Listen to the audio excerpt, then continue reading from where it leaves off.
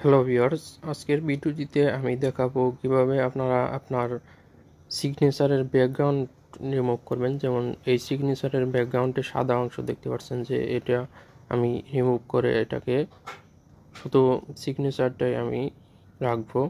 তো এর জন্য খুব সহজেই আপনারা একটি এআই ব্যবহার করতে পারেন। তো এর জন্য আপনারা গুগল ক্রোম বা অন্য একটি ব্রাউজারে যাবেন। ব্রাউজারে গিয়ে লিখবেন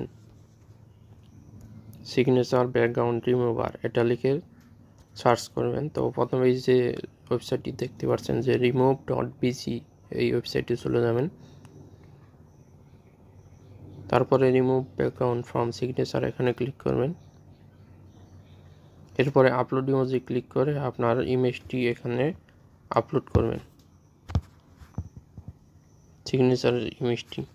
তো এরপরে এখানে একটি ক্যাপচা পূরণ করাতে লাগতে পারে, তো এই ক্যাপচাগুলো পূরণ করবেন।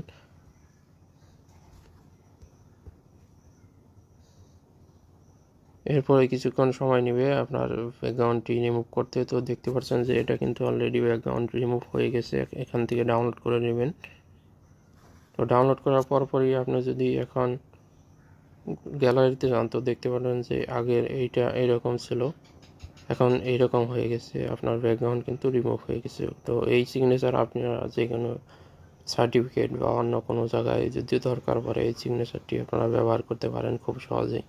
তো এই ছিল ব্যাকগ্রাউন্ড রিমুভ করার পদ্ধতি। ধন্যবাদ ভিউয়ার্স ভিডিওটির সাথে থাকার জন্য। ভালো লাগলে অবশ্যই লাইক করবেন।